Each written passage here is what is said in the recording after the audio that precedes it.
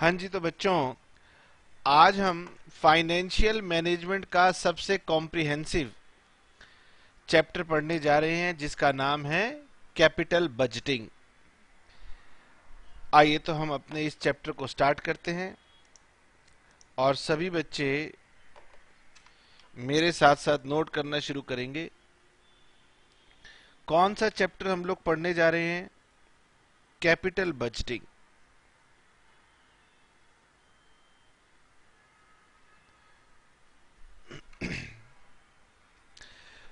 अब बेटे मैं आपको पहले कुछ बातें बता देना चाहता हूं। ठीक है सर। फाइनेंशियल मैनेजमेंट में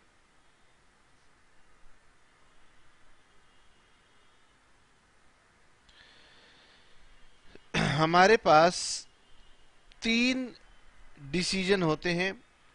पहला होता है फाइनेंसिंग, दूसरा होता है इन्वेस्टिंग और तीसरा होता है डिविडेंड।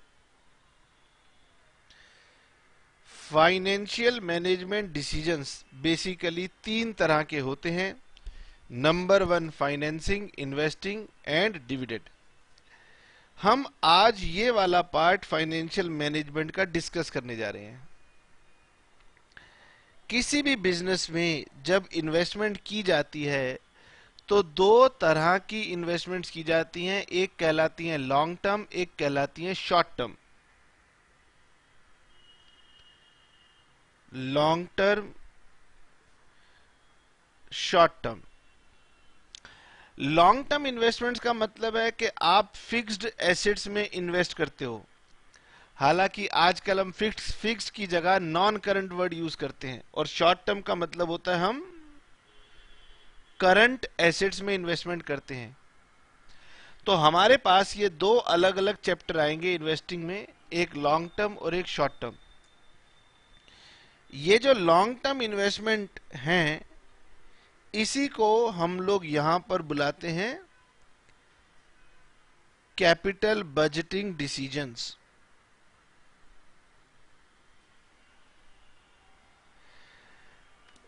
मैं कहता हूं सभी चैप्टर के बारे में कि ये बहुत ही आसान है। इस चैप्टर के बारे में भी कहूंगा कि ये भी बहुत ही आसान है। इवन बल्कि ग्रेजुएशन वालों के लिए तो बहुत ही आसान है, उनसे तो कुछ टफ पूछा ही नहीं जाता। बस ऐसे ही उनके मन में डर लगा रहता है कि सर कैपिटल बजटिंग बहुत खतरनाक चैप्टर है, बहुत आसान चैप्टर है। बस मैं ये कहूंगा थोड़ा कॉम्प्रिहेंसिव है कि इसमें हमें कई सारी बातें आपको बतानी पड़ेंगी। बहुत डिटेल में ये चैप्टर होता है, लेकिन हमारे ग्रेजुएशन में ये लिमिटेड स्कोप तक ही पूछा जाता है। इसमें कुछ भी टफ नहीं है। बस तो सबसे पहले हम ये स्टार्ट करने वाले हैं कि सर कैपिटल बजटिंग में बेसिकली क्या सिखाया जाता है। व्हाट इज कैपिटल बजटिंग, हमें करना क्या है। देखो, अगर आप कोई भी बिजनेस करते हैं तो आपके सामने कई सारे अल्टरनेटिव्स आते हैं। जैसे मैं पहले छोटे लेवल पे बात करता हूं। छोटे लेवल पर बात करते हैं, मान लीजिए हम कुछ मैन्युफैक्चरिंग का बिजनेस कर रहे हैं। तो हमारे मैन्युफैक्चरिंग के बिजनेस में हमने ये सोचा कि हम एक नई मशीनरी परचेज करेंगे, हम एक नया प्रोडक्ट बनाएंगे। तो हमारे पास एक ऑप्शन आई कि सर चाइना से एक मशीनरी मिल रही है वो ले लें, कोरिया से मशीनरी मिल रही है वो ले लें, जर्मनी से एक मशीन मिल रही है ये ले लें। तो चाइना की मशीन की प्राइसिंग कुछ अलग होगी, कोरिया की मशीन की प्राइसिंग कुछ अलग होगी, जर्मनी की मशीन की प्राइसिंग अलग होगी। अच्छा सर, तो हम इनमें से सबसे सस्ती मशीन ले लेंगे। मैंने कहा बच्चों ये इतना आसान नहीं होता। बाजार में सबको पता है कि चाइना की मशीन सस्ती है, इसलिए चाइना से जो भी प्रोडक्ट आप बनाओगे उस प्रोडक्ट की प्राइस भी कम होगी। कोरियन मशीन से बनाओगे, अगर ये महंगी होती है तो प्रोडक्ट की प्राइस थोड़ी ज्यादा होगी। और इसकी प्रोडक्ट की प्राइस थोड़ी ज्यादा होगी। बच्चे के पास पूरा हक है कि सर मैं आपकी बात नहीं मानता। मैंने कहा लो, मैं इसको और सरल तरीके से आपको समझाता हूं। अब सर अगर पहले सरल तरीके से समझाना था तो फिर ये कठिन उदाहरण क्यों? अच्छा चलो छोड़ो। मैं कहता हूं मान लीजिए आप ना एक टैक्सी बुलवाते हैं, आपको कहीं जाना है, शहर में राइड करना है या शहर से बाहर जाना है, तो आप कभी कभार कैब फैसिलिटी यूज करते हैं। तो एक कैब प्रोवाइडर जो है उसने सोचा कि मैं कौन सी कार परचेज करूं। उसने कहा कि अगर मैं स्मॉल कार परचेज करूंगा तो प्राइस थोड़ा कम चार्ज करूंगा। मान लेते हैं, एक एग्जाम्पल के तौर पे ले लेते हैं, हमें नहीं पता क्या प्राइस चल रहा है, तो मान लीजिए वो कहता है अगर मैं कोई छोटी कार खरीदता हूं तो मैं 8 रुपीज पर किलोमीटर चार्ज करूंगा। या फिर वो कहता है कि मैं थोड़ी सी बड़ी वाली कार परचेज कर लेता हूं, तो अगर मैं बड़ी कार परचेज करूंगा थोड़ी इन्वेस्टमेंट ज्यादा होगी, लेकिन मैं price 10 rupees per kilometre charge कर लूंगा। उसके मन में एक और ऑप्शन आई, एसयूवी खरीद लेता हूं। एसयूवी खरीदूंगा थोड़ा मनी और ज्यादा लगेगा, तो मैं कस्टमर से 14 रुपीज पर किलोमीटर चार्ज करूंगा। उसके माइंड में एक और ऑप्शन आई, क्यों ना कोई लग्जरी कार खरीद लूं, इन्वेस्टमेंट और बढ़ जाएगी, तो फिर मैं अपने कस्टमर से रेट चार्ज कर लूंगा 25 रुपीज पर किलोमीटर। तो हमारे सामने जब हम बिजनेस करते हैं तो इन्वेस्टमेंट के पॉइंट ऑफ व्यू से अलग अलग ऑप्शंस हमारे सामने आते हैं कि हमें क्या करना चाहिए। मान लीजिए सोचते हैं कि छोटी कार 6 लाख रुपए में आ जाएगी, उसके ऊपर हम गए, हमने कहा चलो कोई हैचबैक सी कार खरीद लेते हैं। उन्होंने कहा फिर आपको 9 लाख रुपीज इन्वेस्ट करने होंगे, 8 लाख इन्वेस्ट करने होंगे, इन्वेस्टमेंट बढ़ जाएगी। वो कह रहे हैं एसयूवी के लिए हो सकता है आपको 15 लाख 16 लाख खर्च करने पड़े, लग्जरी कार के लिए हो सकता है आपको 25 लाख 30 लाख या उससे भी ज्यादा खर्च करने पड़े। तो हम कह रहे हैं अगर हम अलग अलग खर्चा करेंगे तो हमारी रिटर्न भी अलग अलग होगी, हमारी प्रॉफिटेबिलिटी भी अलग अलग होगी। अब मैं सोच में पड़ा हूं कि मुझे क्या करना चाहिए, मैं इनमें से किस में इन्वेस्ट करूं जिससे मेरा ऑब्जेक्टिव सेटिस्फाई हो जाए। मेरा बिजनेस के पीछे जो भी ऑब्जेक्टिव हो, फाइनेंशियल मैनेजमेंट में एक ही ऑब्जेक्टिव है कि हमारी वेल्थ मैक्सिमाइज होनी चाहिए। तो इस ऑब्जेक्टिव को ध्यान में रखते हुए मैं कौन सी वाले एसेट में इन्वेस्टमेंट करूं। और बड़े लेवल में जाएंगे तो बिजनेसमैन को सोचना होता है कि मैं मोबाइल कंपनी स्टार्ट करूं, टेलीकम्युनिकेशन स्टार्ट करूं, या कैब सर्विस स्टार्ट करूं, या कोई और ऑनलाइन शॉपिंग स्टार्ट करूं, अलग अलग बिजनेस लाइन। तो कितना भी बड़ा आप इसमें डिसीजन क्यों ना लेना चाहें, कैपिटल बजटिंग में आप कोई भी डिसीजन ले सकते हैं, लेकिन एक बात को हमें समझना होता है कि कैपिटल बजटिंग में हम लॉन्ग टर्म इन्वेस्टमेंट्स की बात करते हैं, जिसमें आपको मनी लगाना है और जिसकी रिटर्न आगे आने वाले कई सालों तक आपको मिलेगी। तो आपको मशीनरी के बीच में कंपैरिजन करना हो कि कौन सी मशीनरी परचेज करनी है, कौन सी एसेट्स एक्वायर करनी है, किस लाइन ऑफ बिजनेस में पैसा लगाना है, ये सारे डिसीजन हमारे इसी कंसेप्ट के अंदर आएंगे। ठीक है सर, हमने आपकी थोड़ी सी बात समझी है, अब इसके अकॉर्डिंगली हम अपने नोट मेकिंग को स्टार्ट करते हैं। चलिए जी, तो हमें कुछ बातें नोट करनी पड़ेंगी। सबसे पहले तो आपने ये समझा कि कैपिटल बजटिंग में क्या करना है, या किसे हम कैपिटल बजटिंग कहते हैं। तो मैं कहूंगा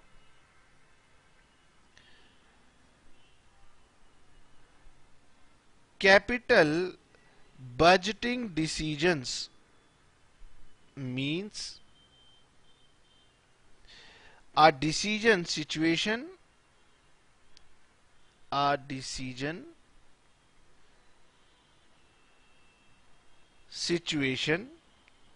where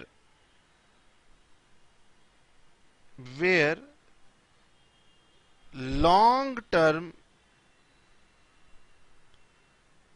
funds are invested।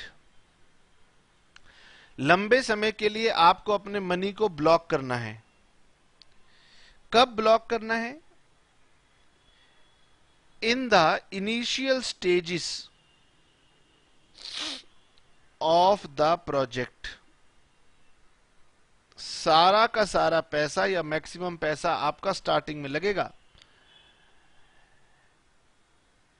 And returns are expected, और जो आपको रिटर्न मिलेगी वो कब मिलेगी, over a long period of time, over a long period of time. अब सर लॉन्ग पीरियड की क्या डेफिनेशन है, तो मैं कहूंगा जनरली मोर देन 1 ईयर। अब लॉन्ग टर्म को हम कहते हैं कि भाई लॉन्ग टर्म तो कितना भी हो सकता है, लेकिन हम यहां पर बेसिकली बात कह के चलेंगे कि हमारे लिए यहां पर लॉन्ग टर्म का मतलब है कि 1 साल से ज्यादा। ठीक है सर। नाउ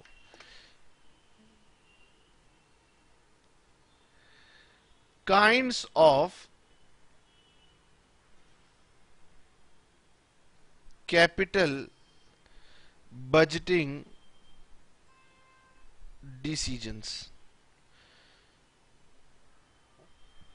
देखिए जी, मान लीजिए एक स्मॉल टैक्सी ड्राइवर है। मैं एक छोटे टैक्सी ड्राइवर की बात करता हूं। या मान लीजिए एक पर्सन अभी तक ऑटो चलाया करता था। मैं ये छोटे एग्जाम्पल किस लिए दे रहा हूं, क्योंकि ताकि आप इन बातों को ना समझ सकें। बाकी हमारे क्वेश्चन में कभी भी स्पेसिफिकली किसी एसेट का नाम नहीं लिया जाता, हम तो जनरल कंसेप्ट समझा रहे हैं। तो मैं जो आपके साथ नाम ले रहा हूं वो सिर्फ आपको बात समझाने के लिए ले रहा हूं। एक टैक्सी ड्राइवर ने सोचा कि अब मैं एजिड हो गया हूं, 50 साल 55 साल का हो गया हूं, टैक्सी ऑटो ड्राइवर है, मान लो ऑटो चलाता है। अब वो ऑटो ड्राइवर कहता है कि यदि मैं कभी कभी बीमार पड़ जाऊं, काम पर जाने की स्थिति में ना हूं, तो मैं अपने बेटे से कहता हूं कि आज ऑटो मेरी जगह तू चला ले। वो कह रहा है पापा क्या बात कर रहे हो, मोहल्ले में से ऑटो लेकर जाऊंगा तो आपको पता है खिड़की से कोई देख लेगा, अच्छा लगता है क्या मैं ऑटो चलाऊंगा, आप कैसी बात करते हो, मैं ऑटो नहीं चलाऊंगा। बच्चे हंस रहे हैं। चलो, तो ऑटो वाले ने कहा भाई बड़ी परेशानी है, मैं चला रहा हूं और यदि मैं नहीं चलाऊंगा बीमार होऊंगा, मेरा बेटा तो चलाएगा नहीं, क्या करूं। उसके मन में एक ख्याल आया कि मेरा बेटा ना ऑटो नहीं चलाना चाहता, उसको लगता है कि थोड़ा सब स्टैंडर्ड काम है। उसने कहा देख बेटे, मैं ऑटो की जगह कार ले लेता हूं, जिसे आजकल आप प्यार से कैब बुलाते हो ना। वो बड़ा खुश बेटा कि पापा कैब तो ना मैं चलाऊंगा, आप घर पे बैठना। अब फादर सोच रहा है कि देखो अगर मैं कैब ले लूं तो फायदा है, मैं भी कंफर्टेबली चला पाऊंगा। कभी सर्दी है, कभी धूप है, कभी बारिश है, कभी मौसम खराब है, पॉल्यूशन है, तो मैं भी सेफली चलाऊंगा, मेरे कस्टमर भी सेफ चलेंगे। मैं यदि बीमार होऊंगा तो शायद मेरा बेटा चला लेगा, मुझे पैसे भी ज्यादा मिलेंगे, तो मैं कैब खरीदूंगा। अच्छा, कार खरीदेगा तो आपको पता है कार आज आप खरीदोगे तो उसकी लाइफ 10 साल 15 साल तो चलानी है, तो ये हमारा परफेक्ट कैपिटल बजटिंग डिसीजन में आता है। नाउ अब उसने सोचा कि मैं एक जो कार लेना चाहता हूं, किस कंपनी की कार लूं। उसे लोगों ने सजेस्ट किया कि तुम मारुति कंपनी की कार ले सकते हो, क्या नाम आता है, हाँ डिजायर। डिजायर कार आती है, टैक्सी में बहुत चलती है। किसी ने कहा तुम हुंडई कंपनी की कार ले लो, उसमें क्या आती है, एक्सेंट, इक्विवेलेंट कैटेगरी की कार है। इसी तरह किसी ने कहा कि तुम होंडा में चले जाओ, तो होंडा में एक अमेज आती है। किसी ने कहा आप टाटा में चले जाओ, तो टाटा में मेरे ख्याल आजकल जेस्ट नाम की गाड़ी आ रही है। किसी ने कहा आप फोर्ड में चले जाओ, तो फोर्ड में एक एस्पायर कार आ रही है। इसी तरह से हर एक वोल्क्सवैगन में चले जाओगे तो वहां पर भी एक मॉडल आपको मिल जाएगा कि वो वाला मॉडल आप ले सकते हो। ये सारे आपकी कंडीशंस को फुलफिल करता है। अब उसने कहा कि भाई मेरे पास 1 2 3 4 5 6, मान लो मेरे सामने में 6 ऑप्शंस आ रही हैं, तो मैं 6 में से कोई एक ही तो चूज करूंगा, है ना। तो उसे किसी ने बताया कि देखो भाई इसमें ये फायदा है, इसमें ये फायदा है, तो उसने कहा चलो 6 में से कोई एक चूज करनी है, तो सबसे ज्यादा पॉपुलर ये चल रही है, मैं इसको चूज कर लेता हूं। इसका मतलब उसने जब इस पर्टिकुलर एसेट को चूज कर लिया, तो इसका मतलब अब वो इनको नहीं चूज करेगा, रिजेक्ट हो गए। क्लियर। यानी जब गिवन ऑल्टरनेटिव्स में से किसी एक को चूज करना हो तो ये अलग डिसीजन हो गया, ठीक है। इसे हम बोलते हैं म्यूचुअली एक्सक्लूसिव डिसीजन। तो ये एग्जाम्पल हो गया म्यूचुअली एक्सक्लूसिव डिसीजन। हम इस बारे में लिखेंगे तो सर यहां क्यों लिखना, अपने पेज पे लिखते हैं। तो हमारा सबसे पहला हम ऐसे कह सकते हैं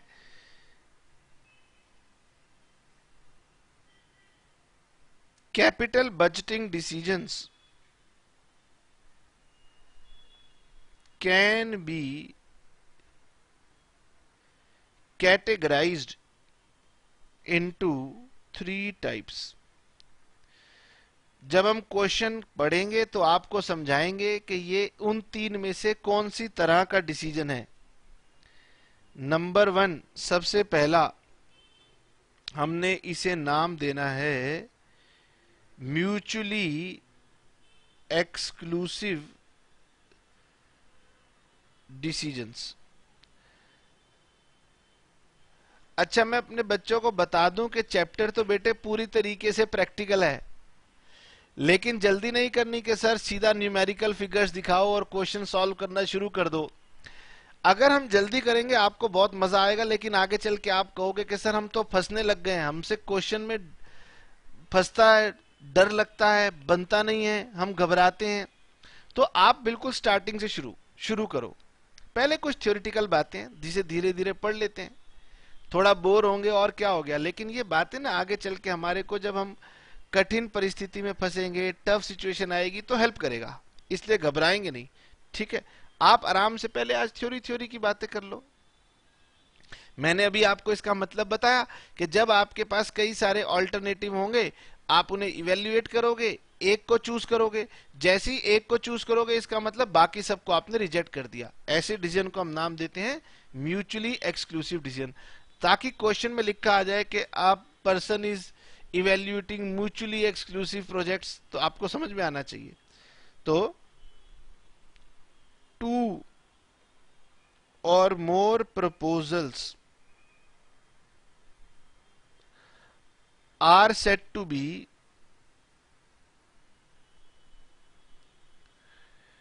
म्यूचुअली एक्सक्लूसिव। हम उन्हें कब म्यूचुअली एक्सक्लूसिव कहेंगे? व्हेन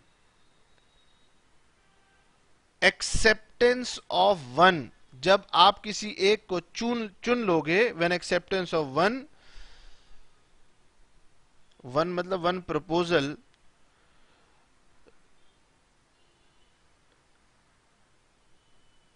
results in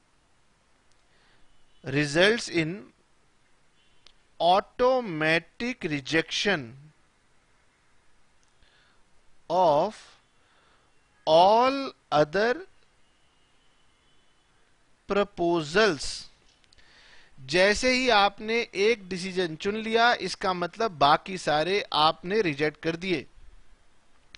हमारी बुक में, अभी मैं बुक आपको नहीं दिखा रहा, हमारी बुक में इसके लिए ना एक लाइन लिखी है। क्या लाइन है?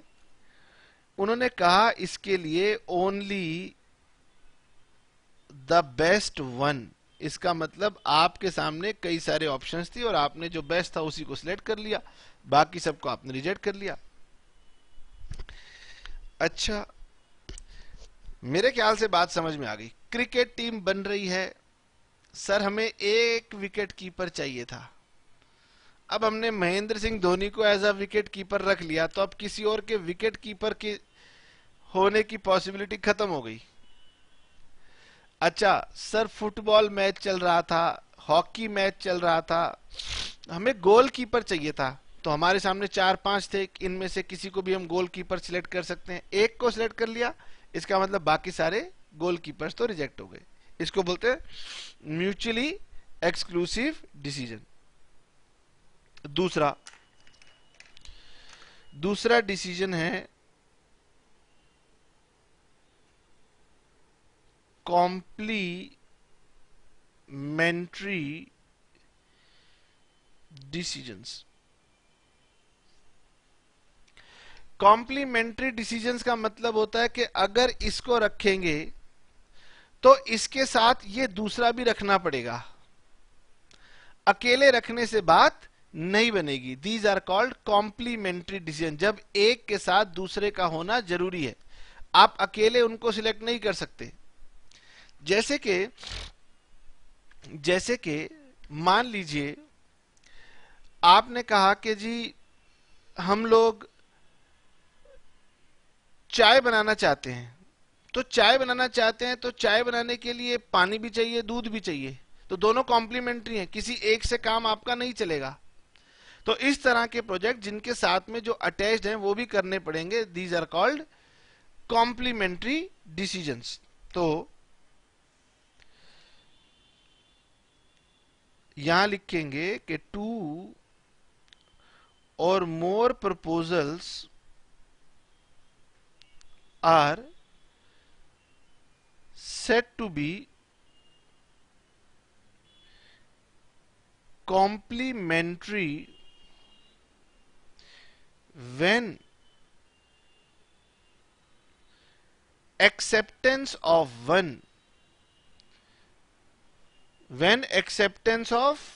one proposal implies automatically या automatic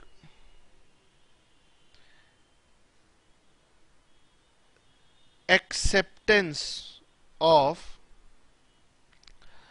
all complementary proposals, all complementary proposals,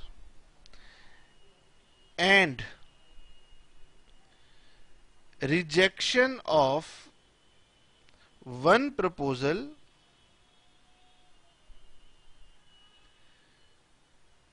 implies automatic rejection of all complementary proposals. All complementary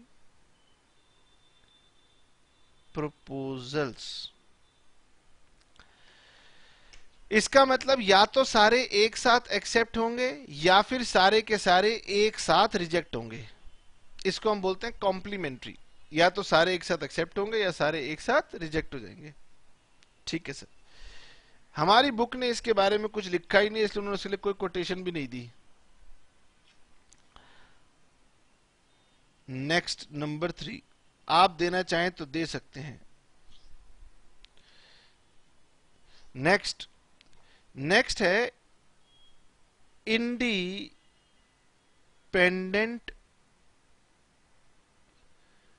proposals. इसे हमारी बुक कहती है एक्सेप्ट रिजेक्ट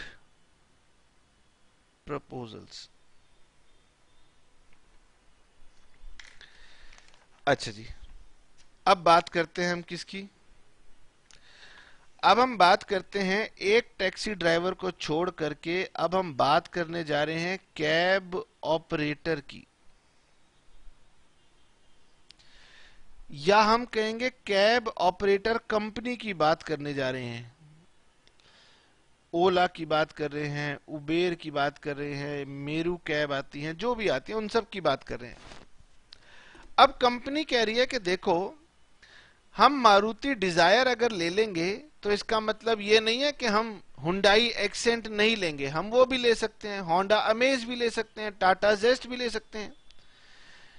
अगर इसमें फायदा है, इसमें फायदा है, इसमें फायदा है, इसमें फायदा है, मतलब मेरे नजरिए से जिस जिस में भी फायदा है मैं उन सभी को ले सकता हूं।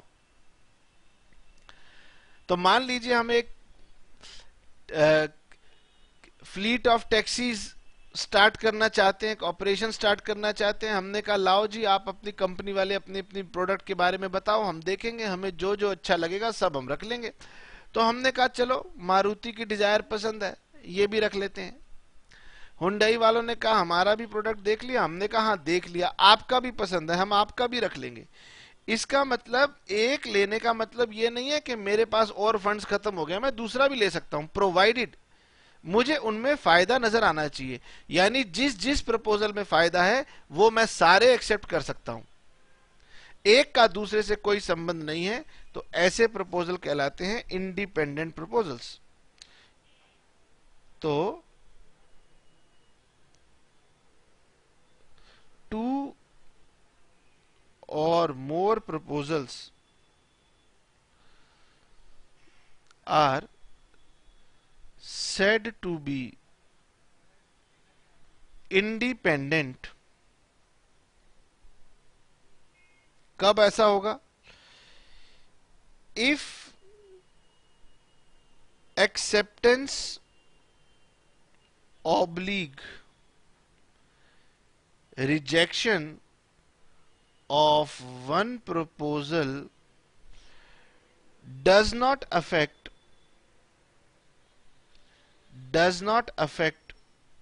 बोलो क्या? acceptance oblique rejection of other proposal। एक को एक्सेप्ट कर लेने का मतलब ये नहीं है कि दूसरे को रिजेक्ट कर देंगे।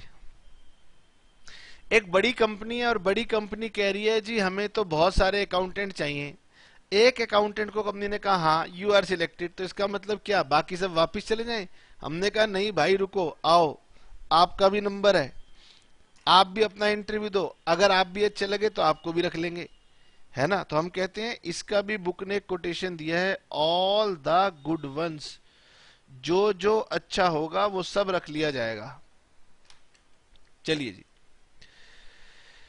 सर, इतना कॉम्प्रिहेंसिव आपने कहा कि चैप्टर है और पढ़ाया क्या अभी तक? छोटी सी बात कि अगर आपने कोई ऐसा डिसीजन लेना है जिसमें आज फंड्स लगेंगे और आने वाले कई सालों तक रिटर्न मिलेगी, तो हम उसे नाम देंगे कैपिटल बजटिंग। बोलिए क्लियर ना? हमारे सामने जब भी कोई सिचुएशन आएगी तो वो तीन सिचुएशन होंगी। पहली, म्यूचुअली एक्सक्लूसिव, अगर एक प्रपोजल को एक्सेप्ट कर लिया तो इसका मतलब है बाकी सब मना कर दिए। दूसरा, इसका एक और उदाहरण है, सर शादी के लिए बहुत सारे ऑफर आए हैं, एक एक्सेप्ट कर ली तो इसका मतलब बाकी सारी रिजेक्ट हो गई, है ना। खैर चलिए आगे बढ़ते हैं, वरना बच्चे पता नहीं क्या क्या बातें करते हैं। अगला आ गया कॉम्प्लीमेंट्री। अगर इसको एक्सेप्ट किया तो इसके साथ जो जुड़े हुए प्रोजेक्ट हैं वो ऑटोमेटिकली मान लिए जाएंगे कि वो भी एक्सेप्ट कर लिए, कॉम्प्लीमेंट्री हैं, साथ जुड़े हुए हैं।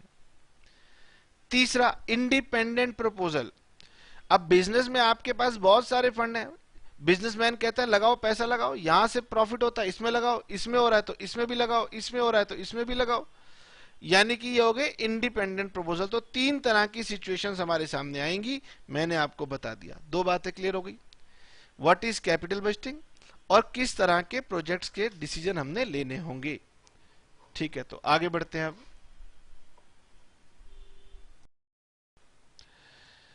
अब हमारे पास जो कैपिटल बजटिंग डिसीजन लेने हैं तो सर उसके लिए क्या करना होगा, इसकी शुरुआत करते हैं अब हम।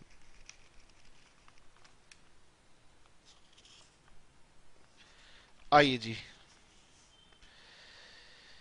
अब हम बात करेंगे कि कैपिटल बजटिंग डिसीजंस कैसे लिए जाएंगे, उसके लिए हमें क्या होमवर्क करने होंगे। तो पहले हम अपने होमवर्क की बात करेंगे।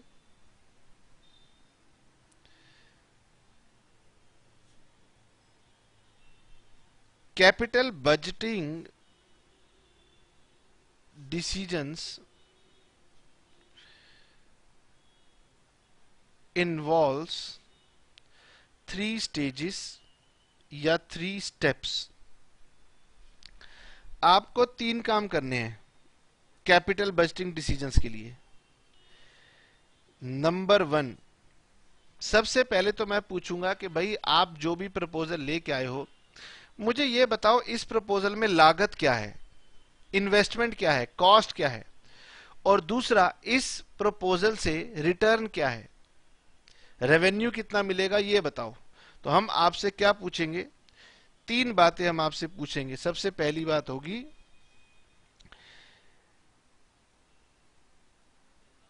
Estimation of costs and benefits of a proposal. जो भी प्रपोजल आपके पास है उससे जुड़ी हुई कॉस्ट बताइए और उनसे जुड़े हुए बेनिफिट्स बताइए, नंबर 1। दूसरा, estimation of required rate of return. एक फाइनेंशियल मैनेजर को दूसरी बात यह जाननी है कि बताइए बिजनेसमैन क्या सोच रहा है कि उसे कितना अर्न करना है, उसके पीछे भी लॉजिक्स है। ये नहीं कि सर मुझे तो सारी दुनिया जीतनी है, ऐसी बातें नहीं होती। तीसरा, using appropriate capital budgeting technique.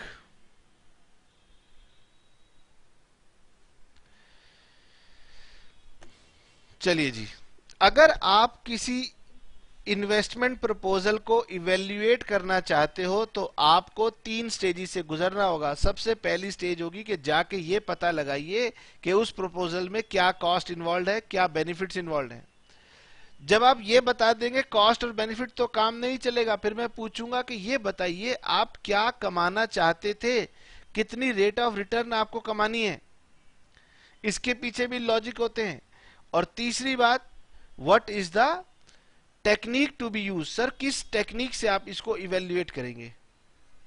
तो मैं आपको बता दूं, ये जो हमारा चैप्टर नंबर 3 है, ये चैप्टर नंबर 3 कहेगा कि देखो मैं आपको ये समझाऊंगा कि किसी भी प्रोजेक्ट के कॉस्ट और बेनिफिट्स को जो हैं उन्हें हम कैसे एस्टिमेट करेंगे। ये चैप्टर हमें ये सिखाएगा। बस पूरा चैप्टर इसी बात के ऊपर बेस्ड है। हम इसमें कोई कैपिटल बजटिंग डिसीजन ले ही नहीं पाएंगे, क्योंकि टेक्निक तो हम आपको किसी और चैप्टर में सिखाएंगे। ठीक है सर। चलिए जी, इस चैप्टर में हम कॉस्ट और बेनिफिट्स इवेल्युएट करेंगे। तो सभी बच्चे लिखेंगे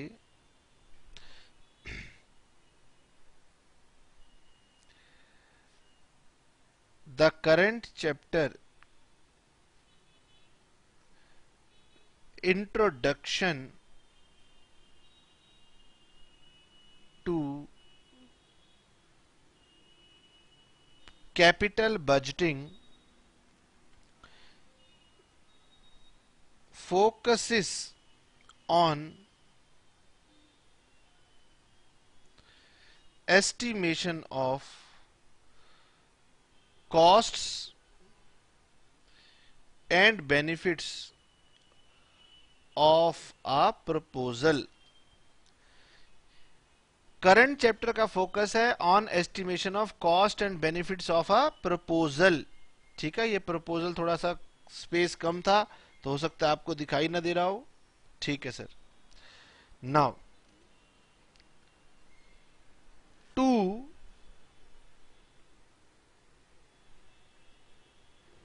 alternatives आर सजेस्टेड। हमें 2 विकल्प दिए गए। 2 alternatives are suggested for measuring the costs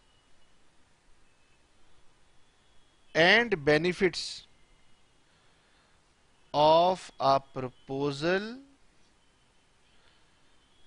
which are। हमें 2 ऑल्टरनेटिव सुझाए गए कि भाई ये 2 ऑल्टरनेटिव हो सकते हैं। पहला तो बड़ा ऑब्वियस सा है, सभी को पता है, हमारी अकाउंटिंग बनी ही किस लिए है?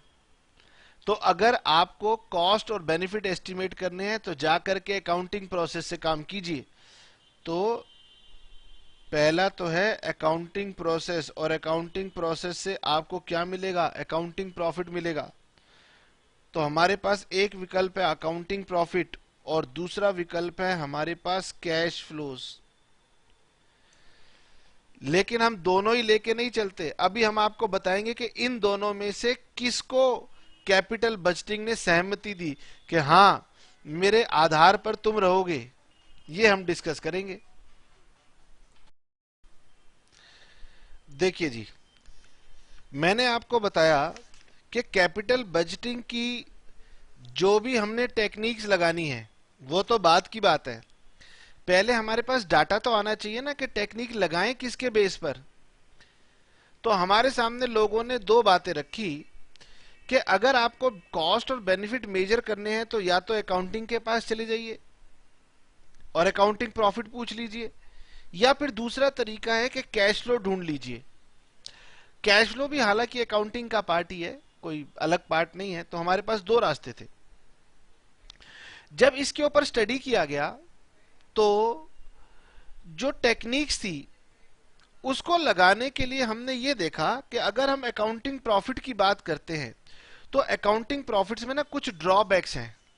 बच्चा कह रहे सर अकाउंटिंग प्रॉफिट में भले क्या ड्रॉबैक्स है? मैंने कहा देखो, हम सभी जानते हैं अकाउंटिंग प्रॉफिट निकालना है तो पी एंड एल बनाना है। यहां लिखा सेल, यहां लिखी परचेज, यहां लिखे खर्चे, यहां लिखा डेप्रिसिएशन, ठीक है, यहां लिखा क्लोजिंग स्टॉक, यहां लिखा ओपनिंग स्टॉक, इस तरीके से, और ये निकल आया मेरा नेट प्रॉफिट। अरे जिस मशीन की ही आप बात कर रहे हो उस मशीन का एक छोटा पी एंड एल नहीं बन सकता क्या? बिल्कुल बन सकता है सर। तो आप एक मशीन का ही एक पी एंड एल बना लो एस्टिमेटेड बेसिस पर, आपको पता लग जाएगा उस मशीन के प्रॉफिट्स कितने हैं। चलिए थोड़ी देर के लिए मैं मान लेता हूं कि ये प्रॉफिट है 30,000। ये पी एंड एल बनाया मेरे एक एम्प्लॉय मिस्टर ए ने। मैं बी के पास गया, मैंने कहा बी क्या तुम मेरे लिए ये पी एंड एल दोबारा बना सकते हो? बी ने कहा हाँ बना सकता हूं। बी ने कहा लेकिन आप दोबारा क्यों बनाना चाहते हो? मैंने कहा ऐसे ही चेक करना चाहता हूं। वो कह रहे बताओ क्या करूं? तुम्हें 30 अच्छा नहीं लग रहा नेट प्रॉफिट, तो क्या मैं प्रॉफिट 35 कर दूं? या तुम्हें अगर 30 अच्छा नहीं लग रहा, ज्यादा लग रहा है, तो इसे कम करके 20 कर दूं, 25 कर दूं? मैंने कहा भाई कैसे कर दोगे? मैंने कहा देख तुम्हारी सेल तो एज इट इज सेम रहेगी, purchase as it is same रहेगी। अब मेरे पास क्या विकल्प है? स्टॉक। जो बच्चे अकाउंटिंग जानते हैं वो उन सबको पता है कि स्टॉक को वैल्यू करने का एक तरीका होता है फर्स्ट इन फर्स्ट आउट, एक तरीका होता है लास्ट इन फर्स्ट आउट, और भी कई तरीके होते हैं। तो वो कहता है कि मैं स्टॉक की वैल्यूएशन बदल देता हूं। मेरा अकाउंट्स कहता है कि स्टॉक को फर्स्ट इन फर्स्ट आउट पे भी वैल्यू कर सकते हैं, और हमारी अकाउंटिंग कहती है लास्ट इन फर्स्ट आउट पे भी कर सकते हैं। तो मैं बेस चेंज करके देख लेता हूं, जहां पर वैल्यू कम आएगी यहां डाल दूंगा, प्रॉफिट बढ़ाना है तो जहां वैल्यू बढ़ेगी वो यहां डाल देता हूं। हमने का खर्चे हैं, आगे पीछे कर देता हूं। डेप्रिसिएशन है, इसमें भी एसएलएम है, डब्ल्यूडीवी है। मतलब अकाउंटिंग प्रॉफिट के अंदर बहुत सारी जजमेंट लगी हुई हैं। इन जजमेंट की वजह से किसी भी दो लोगों का अकाउंटिंग प्रॉफिट सिमिलर नहीं आएगा। हमें तो क्वेश्चन कहता है जी डेप्रिसिएशन लगा दो, इसलिए हम लगा देते हैं, हमारा आंसर सेम आ जाता है। लेकिन रियल लाइफ में डेप्रिसिएशन कौन लगाएगा, कितना लगाएगा, ये सारे ना हमारे सब्जेक्टिव मैटर हैं। मुझे जो अच्छा लगेगा मैं उस हिसाब से काम करूंगा। इसीलिए ये प्रॉफिट ना एग्जैक्ट कभी भी नहीं आता, इसमें मैनिपुलेशन के स्कोप रहते हैं। कोई भी जाकर के ये नहीं कह सकता कि भाई यही प्रॉफिट सभी लोग निकालेंगे, ये बदल जाएंगे। इसीलिए ये लॉजिकल नहीं है कि हम अकाउंटिंग प्रॉफिट्स को बेस बनाएं। इसीलिए हम अकाउंटिंग प्रॉफिट्स को बेस नहीं बना पाएंगे। ये सबसे पहली बात सभी बच्चों को समझ में आनी चाहिए। ठीक है सर, सबसे पहले लिखेंगे नंबर 1, अकाउंटिंग प्रॉफिट, मैंने आपको बताया कि हमें फाइनेंशियल मैनेजमेंट में अकाउंटिंग प्रॉफिट पसंद नहीं आ रहा, ये मैंने आपको बताया। कारण क्या थे? उसे मैनिपुलेट किया जा सकता है, चेंज किया जा सकता है। तो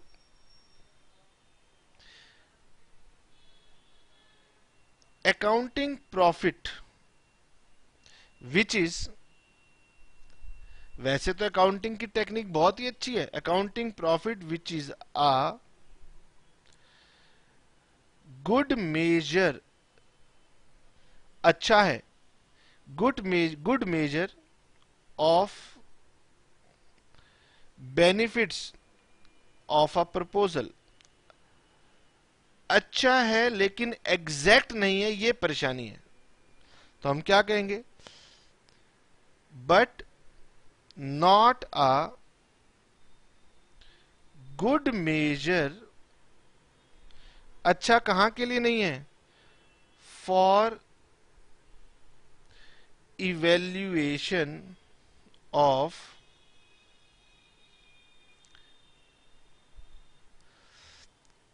कैपिटल बजटिंग प्रपोजल्स। हमने कहा क्यों? Due to the following reasons. भाई हमें ये कैपिटल बजटिंग के लिए या फाइनेंशियल मैनेजमेंट के लिए ठीक नहीं लगता। किसी ने पूछा बताओ कारण बताओ, हमने कहा देखो इसका कई कारण है। Number 1, accounting profit is a subjective matter, मतलब आपकी इच्छा के अनुसार चल रहा है। And can be easily changed, आप इसे बदल सकते हैं बाय अडॉप्टिंग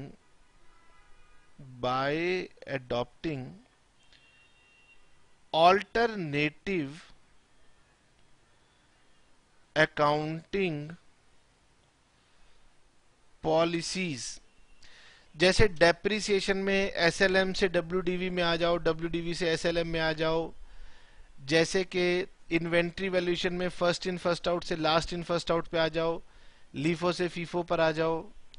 इसी तरह से आपने प्रीलिमिनरी एक्सपेंसेस राइट ऑफ करने हैं नहीं करने हैं, बहुत सारी ऑप्शंस आपके पास हैं जिसके अकॉर्डिंग अपने प्रॉफिट को चेंज कर सकते हो।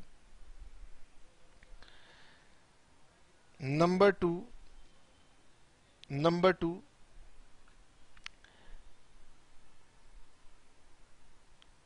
accounting profit is calculated after so many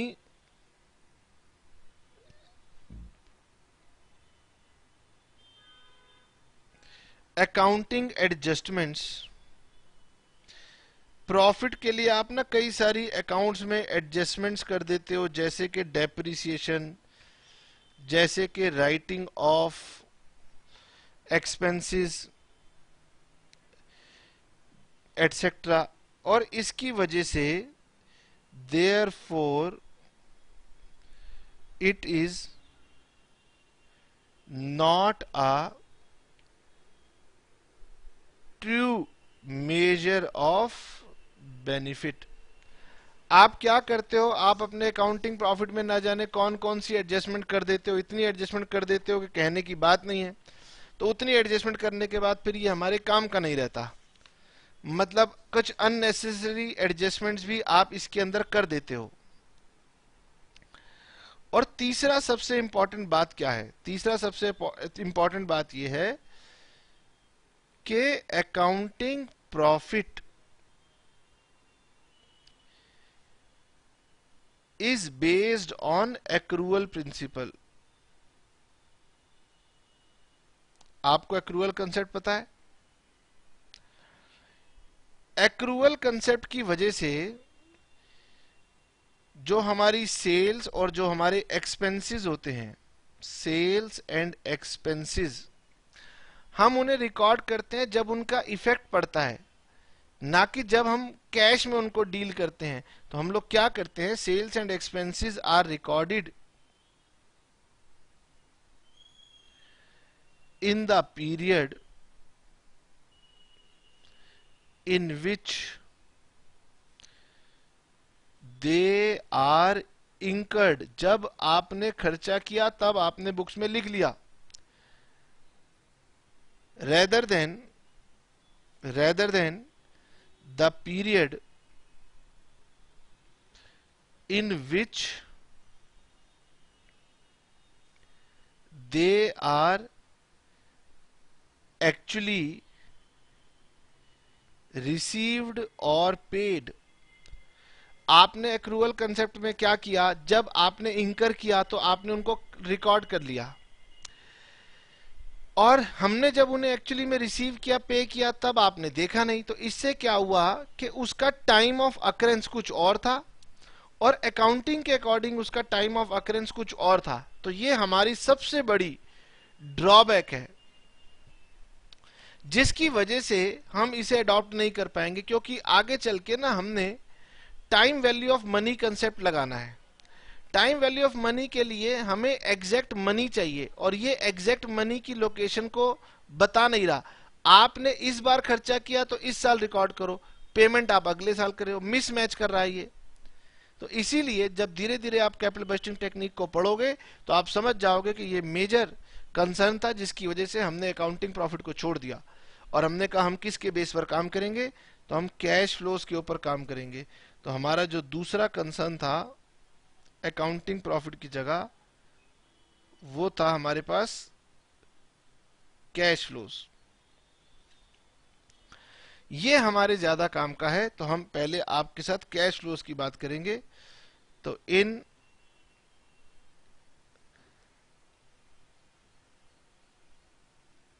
capital budgeting the costs and benefits of a proposal. अब मुझे पता है कि बच्चे कह रहे हैं कि सर ये तो सारी थ्योरेटिकल बातें चल रही है, लेकिन याद करो मैंने आपसे कहा था बेटे कि यही बातें आगे चल के आपको चैप्टर समझने से रोकेंगी। अगर आप ज्यादा जल्दी करोगे तो आपकी हालत वैसे ही होगी कि आप बिल्डिंग बनाओगे, ग्राउंड फ्लोर बनाओगे, फर्स्ट फ्लोर बनाओगे, लेकिन सेकंड फ्लोर जाते जाते नीचे की बिल्डिंग हिलने लग जाएगी, क्योंकि आपने उसके बेस को स्ट्रांग नहीं किया। तो हमारा कैपिटल बजटिंग चैप्टर भी ऐसा है, उसको बहुत दूर तक जाना है। तो जब आप बेस को स्ट्रांग नहीं करोगे तो आगे आपको दिक्कत होगी। लेकिन सर आप ना ब्रेक देते हो ना कुछ करते हो, लगातार चलते रहते हो। चलो कोई बात तो भी टाइम मत लगाओ। In capital budgeting the cost and benefits of a proposal are measured in terms of cash flows.